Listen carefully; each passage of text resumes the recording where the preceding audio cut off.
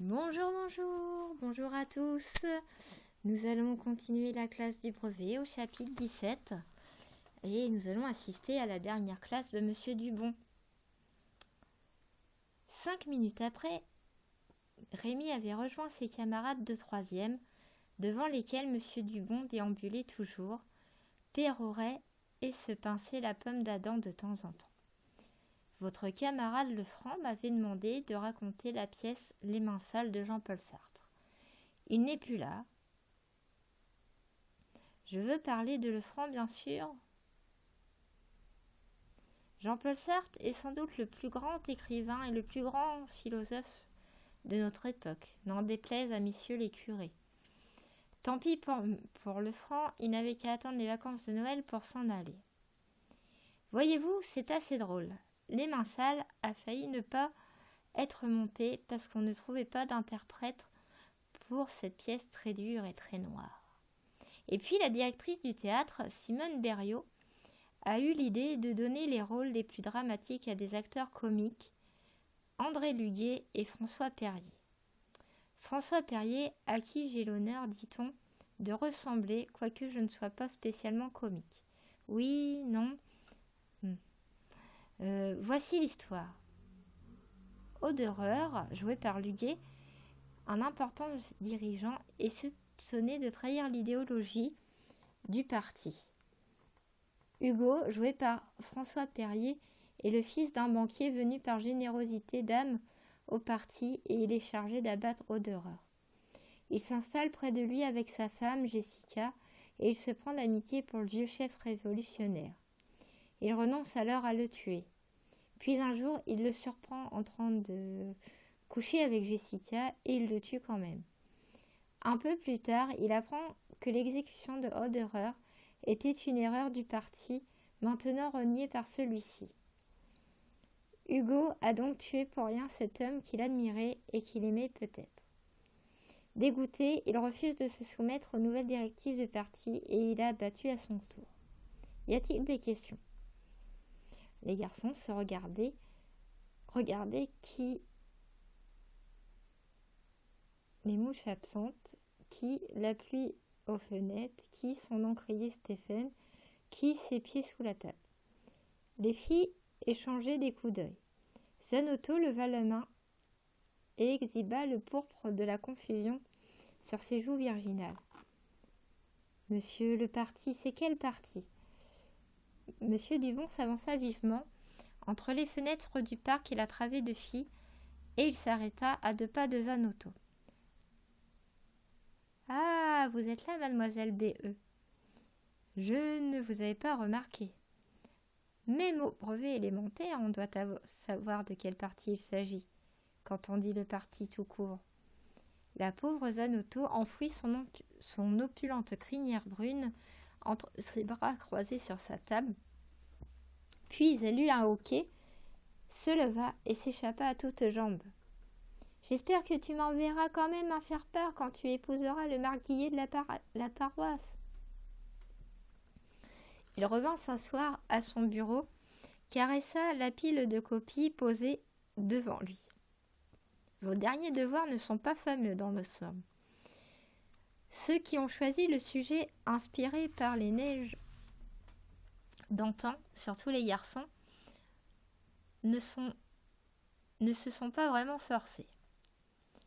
Pour le sujet tiré d'Andromaque, c'est un peu mieux. Eh bien, j'espérais que vous alliez vous surpasser avant mon départ. Vous m'avez tous déçus, à l'exception de Lavallée et Lefranc, toujours les mêmes, quoi.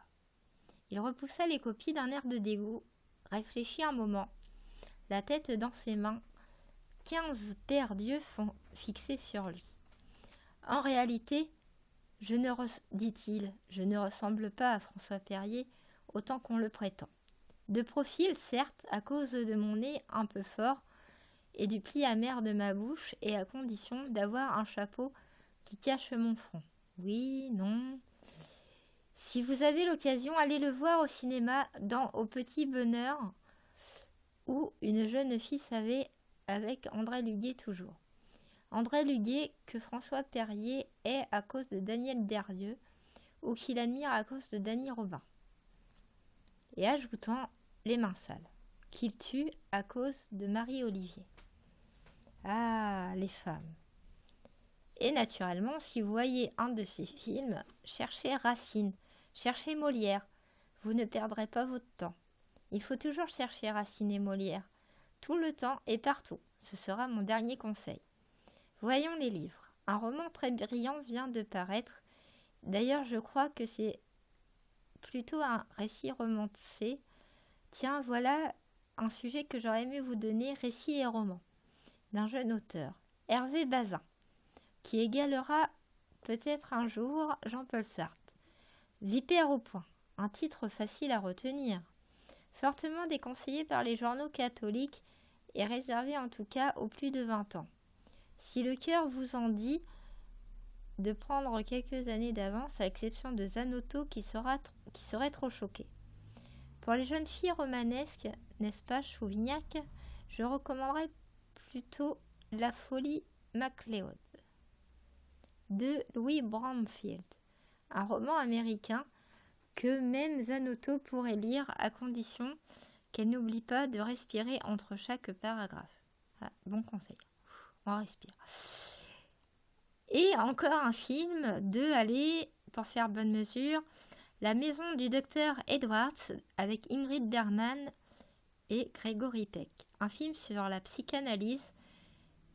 Ceux et celles d'entre vous qui continueront jusqu'au bac trouveront des aperçus de psychanalyse dans le programme de philosophie. En attendant, allez au cinéma et n'oubliez pas, cherchez Racine, cherchez Molière, et puis une si jolie petite plage avec Gérard Philippe et Madeleine Robinson. Cherchez Molière, cherchez Racine. Zanotto rentra en classe la tête basse et les yeux rouges, au moment où ses camarades scandaient ensemble « Cherchez Molière, cherchez Racine !» Elle s'arrêta sur le seuil saisie. Elle eut l'air de penser un instant que la classe était devenue folle, et elle parut sur le point de s'enfuir une deuxième fois. Mais M. Baird, attiré par les hurlements qui faisaient trembler les vitres, rentra derrière elle et elle courut s'asseoir, les mains sur ses oreilles. « La Vallée, 16, le franc, 15,5, dit M. Dubon. Il tendit la première copie à Marie-Thérèse de la Vallée et posa la seconde sur le bureau à sa gauche. J'ai longuement hésité car les deux devoirs sont à peu près de même valeur, mais celui de la Vallée est bien écrit sans une faute. Celui de le franc est moins lisible et j'ai trouvé 3 ou 4 fautes d'accent. Le franc est brouillé avec les accents, surtout les accents circonflexes. J'espère qu'à Charles de Foucault, on lui apprendra la différence entre pêche et péché. Il y avait juste au-dessous une note de 12. Zanotto, quelle surprise! Les neiges d'antan vous auraient donc un tant soit peu inspiré. Allons, tout n'est pas perdu. Chouvignac, 11, dit M. Dubon. Martineau, 10,5. Beuve de Marot, 10,5. Lagrange, 10,5. Tous les trois, vous pouvez considérer que ce demi-point au-dessus de la moyenne est mon cadeau d'adieu. On passe au-dessous de la moyenne. Jean Benègre, 9,5. Après avoir distribué les copies des présents, M. Dubon fit signe à Rémi et le tutoya assez brusquement. Lagrange, puisque tu es encore ici, je te donne une note en retard pour ton aventure extraordinaire. Mettons 13. Et oui, même si tu as fait ce devoir seul, je veux bien le croire, tu as seulement répété ce que tu avais entendu. C'est un simple travail de mémoire où l'on trouve ni connaissance littéraire, ni intelligence, ni... Bon, ce n'est pas mal quand même. Tu peux viser la moyenne au brevet, hein, largement. Il fit mine de fouiller sa serviette, haussa les épaules. Je m'excuse pour la perte de cette rédaction. Certains ici même en feront tout un plat, c'est très exagéré. Je reconnais avoir donné ce texte à lire à 2 ou 3 personnes, car je soupçonnais une fraude. Je me trompais sans doute, enfin je l'espère. Quelqu'un a égaré la copie, et je me refuse à imaginer que l'on ait volé comme je l'ai entendu raconter, c'est du délire pur et simple. Ou bien tous ceux qui colportent cette histoire ridicule, veulent avant tout me nuire. Cherchez Racine, cherchez Molière, cherchez la petite bête, souffla Martineau, dit Titus, le fort en maths derrière l'épaule de Rémi, et plus bas encore, si bas que Rémi ne fut pas sûr d'avoir entendu. Quel salaud! Et maintenant, conclut M. Dubon, au service des affaires classées, je ne veux plus en entendre parler. Il sortit un mouchoir de sa poche de veste, un si joli mouchoir féminin, brodé et parfumé, et essuya son front mouillé de sueur. Puis, tenant le mouchoir ouvert dans sa main, il l'examina longuement, éclata de rire et le roula en boule avant de le remettre dans son poche. Un mot à vous, Zanotto. Oui, Zanotto, j'ai été parfois désobligeant et peut-être injuste avec vous. Je suis navré, je vous aime bien et je rage contre vous, ou plutôt contre votre projet imbécile. Vous finirez un jour par avoir votre brevet élémentaire qui vous permettra d'être, comme vous le souhaitez, institutrice des écoles libres. Et vous vous mettrez, pour toute la vie peut-être, sous la coupe de ces gens mesquins et malpropres. Vous sacrifierez votre liberté d'esprit, votre raison, votre intelligence même. On va mettre comme ça, c'est un peu plus jour. Vous n'échapperez pas à la bigoterie. Ou vous n'y échapperez qu'en prenant la fuite. Ce qui arrivera, j'espère, avant qu'il ne soit trop tard. Je vous ai sans doute malmené dans cette classe, pardonnez-moi. C'est que je ne supporte pas l'idée qu'une charmante jeune fille comme vous, mais oui, Zanotto, puisse vouer son existence à ces gens-là. Je préférais que vous soyez collé au brevet. Pourquoi ne passeriez-vous pas le concours des postes? Il se tut, serra les mâchoires et secoua la tête d'un air grave. Bon, bien, je me suis laissé emporter. Vous pensez, il est quand même resté dans cette boîte 1 an et demi. L'école libre doit avoir du bon. Je réponds, non, l'école libre n'aura pas du bon. Ah ah ah! Et je vous apprends par la même occasion mon entrée dans l'enseignement public. J'enseignerai désormais l'anglais dans un cours complémentaire de la Gironde. Et encore une bonne nouvelle, je vous ai annoncé la publication de mon premier roman dans le courant de l'année qui vient. Ma première nouvelle va paraître dans Mystère Magazine en mai ou en juin 49. Les curés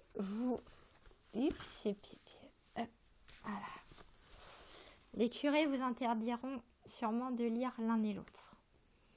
Tant pis pour vous si vous obéissez. Oui, non. Il releva la manche de son poignet pour regarder l'heure, mais il était si énervé qu'il resta un moment ainsi, l'œil fixe et hagard, la bouche ouverte, cherchant son souffle. Enfin, il eut un soupir énorme, s'avança au milieu de la classe et se tourna vers les filles. « Chouvigne, dit-il, tu me permets de t'appeler ainsi, par amitié ? Tu es ma préférée. Je peux bien te l'avouer avant de partir. Je n'ai jamais entendu une élève lire aussi bien que toi. Lire est tout ce que tu sais faire, mais tu le fais excellemment, ma jolie. Veux-tu me lire un morceau de ton roi, un morceau de ton choix en guise d'adieu au nom de toute la classe du brevet ?» Chouvigne s'agita un peu, pouffa entre ses mains. Comme elle avait toujours les joues roses, il était bien difficile de savoir si elle rougissait, mais son émotion se traduisait par des pincements de bouche et des coups de langue sur ses lèvres.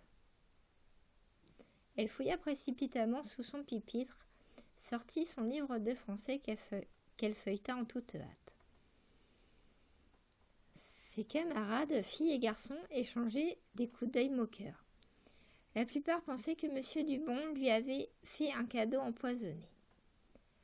Comment la pauvre Chouvigne, délurée mais ignare, bonne lectrice mais peu réfléchie, pourrait-elle choisir d'elle-même un texte susceptible de plaire à un professeur aussi mordant que M. Dubon? Elle en était bien incapable. Elle allait se ridiculiser, et quelques-uns se pourléchaient déjà les babines dans l'attente de sa déconfiture. Mais Chouvigne avait l'air de savoir ce qu'elle cherchait. Un chapitre dans la première moitié du livre, en allant vers le milieu. Enfin, elle leva la tête, avec un sourire triomphant. « C'est de Molière, dit-elle. Monsieur, vous avez dit, cherchez Molière. J'ai trouvé un morceau de Molière qui me plaît bien. » Eh bien, nous t'écoutons. Et Chouvigne, rose bonbon, cheveux d'or, lut joliment, délicieusement la fameuse tirade du bonhomme Chrysale dans Les femmes savantes, acte 2, scène 7. Ne point aller chercher ce qu'on fait dans la lune et vous mêler un peu de ce qu'on fait chez nous, où nous voyons aller tout sans dessus-dessous. Il n'est pas bien honnête, pour beaucoup de causes, qu'une femme étudie et sache autant de choses, former aux bonnes mœurs l'esprit de ses enfants, faire aller son ménage, avoir l'œil sur ses gens, et régler la dépense avec économie, doit être son étude et sa philosophie. Chouvigne poursuivit sa lecture puis s'arrêta net un peu avant la fin. « Je vous le dis, ma sœur, tout ce train-là me blesse. » Alors elle leva la tête, fixa le professeur qui lui tournait le dos, fort occupé à regarder tomber la pluie par la fenêtre. Lui envoya-t-elle une esquisse de grimace? On ne l'eût pas juré. Enfin, elle glissa un coup d'œil à sa voisine de droite, un autre à sa gauche, vers les garçons, un dernier très vif par-dessus son épaule. Un sourire espiègle et triomphant étira sa bouche. Monsieur Dubon se retourna, considéra sa classe d'un air maussade. « Ah, vous avez fini, Chouvigne? Oui, non? Eh bien, les délices et les filamentes m'agacent comme vous. » Ils sont très bons. Mais, n'oubliez pas ceci. Pour le brevet ou même pour le bac, un jour, ce n'est pas... Hop, on bien, on commence. Hop. Ce n'est pas sa pensée d'homme raisonnable que donne Chrysale dans ses vers, mais sa pensée d'homme en colère. Or, cela de nos jours, on l'oublie souvent. Naturellement, on ne peut que récuser ce point de vue étroit et terre à terre. Bon, bien noté, le sujet suivant que vous remettrez à Mademoiselle Tanguy après les vacances. Titus sauta sur son banc et leva une main outragée. « Mais monsieur, on a déjà un devoir à rendre !»« Eh bien, vous en aurez deux. » Monsieur Dubon revint au bureau, rafla, sans les classer, les papiers étalés et 2 ou 3 livres qu'il avait posés en entrant, mais qu'il n'avait pas ouverts. Il fourra le tout dans sa serviette, en hâte, comme s'il allait prendre le train, ce qui était peut-être le cas. Il se précipita au fond de la salle, enfila son imperméable que lui tendait le dernier de la classe, un nommé Pardou, dit Pardouille, coiffa son chapeau et salua d'un geste sec. « Joyeux Noël et bonne chance !» Puis il sortit sans se retourner. Les élèves se regardèrent, un peu surpris d'être là, survivants à la tourmente. Ils s'ébrouèrent et se frottèrent les yeux, n'osant pas encore parler ni rire. Chouvigne lança le premier commentaire qui fut aussi le plus juste et le plus définitif. « Il est parti. » Sous-entendu, « Ouf, mais on le regrettera. » Titus serra l'épaule de Rémi. « Quel salaud est Lagrange! Il a encore trouvé le moyen de te mettre 2 ou 3 vacheries dans les gencives. en guise d'excuse pour ta rédac. Si tu as fait ce devoir seul, je veux bien le croire. C'est un simple travail de mémoire, ni connaissance ni intelligence. Mon vieux, il aurait pu quand même te donner 16. Je suis content d'avoir 13, dit Rémi. Je les avais jamais eus. Et puis, ça les valait pas non plus, c'est juste un travail de mémoire. Rigolade, Titus, t'es marrant, toi. Tiens, bouffe donc ça. Et il tendit 2 grosses rondelles de saucisson à Rémi qui en prit une. Merci, Titus, mais je... Alors quoi, t'attends Yyi? Et Rémi mâcha le saucisson. Ainsi finit la dernière classe de Monsieur Dubon. Personne, certes, ne l'oublierait. Et voilà, j'espère que ça vous a plu. N'oubliez pas les petits pouces bleus pour essayer de m'encourager. Allez, bonne soirée à vous. Au revoir.